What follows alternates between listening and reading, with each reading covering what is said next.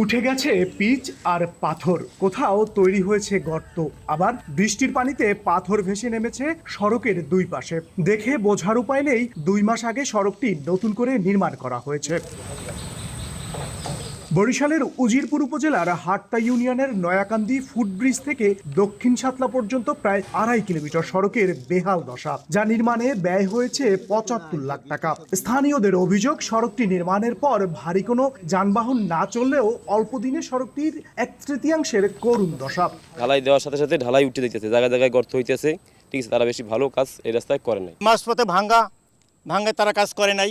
সামনে পিচ জায়গায় জায়গায় দিয়েছে, জায়গায় দেয় নাই। আমরা একটু চলি আনতে খালি একটু অটো রিক্সা, একটু ভ্যান, এই যে চলতে পারি না। এই যে রাস্তার অবস্থা, এই পাথরগুলি উঠে যাইতে আছে, গাড়ির চাক্কার সাথে সাথে গুল্লো উঠে যাইতে আছে। তবে নিম্নমানের কাজের অভিযোগ মানতে নারাজ সংশ্লিষ্টরা। ঠিকাদার প্রতিষ্ঠান ও উপজেলা প্রকৌশলীর দাবি, অতিরিক্ত বৃষ্টির কারণে সড়কের এমন ক্ষতি হয়েছে। ক্ষতিগ্রস্ত অংশগুলো মেরামত করে দেওয়ার আশ্বাস সংশ্লিষ্টদের।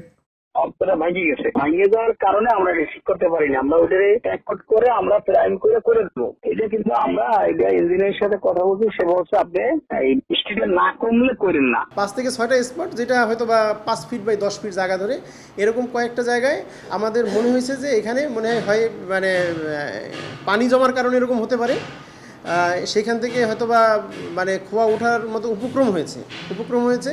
তো এইটা আমাদের পর্যবেক্ষণ আছে। তবে সড়কটির নির্মাণ মান খতিয়ে দেখার কথা বলছেন এলজিডির জেলা কর্মকর্তা। সরজমিনে আমাদের টিম পাঠিয়ে রাস্তাটি আমরা পরিদর্শন করব এবং কি কারণে এই রাস্তাটি পাথর ধুয়ে দুই পাশে গেছে, এটা একটা মানে সুনির্দিষ্ট কারণ। এবং আমাদের যদি কোনো এই ধরনের কাজে নিজেদের কোনো গাফলতি বা নিজেদের কোনো ভুল হয়ে থাকে, এমনও হইতে পারে যে আসলে রাস্তাটা বৃষ্টি হওয়ার কারণে অতিরিক্ত ওভারফ্লোর কারণেও হইতে পারে। এলজিডির তথ্য বলছে, চলতি বছরের জানুয়ারিতে সড়কটির কাজ শুরু হয়ে 7 এপ্রিল তা বুঝিয়ে দেয় ঠিকাদারি প্রতিষ্ঠান।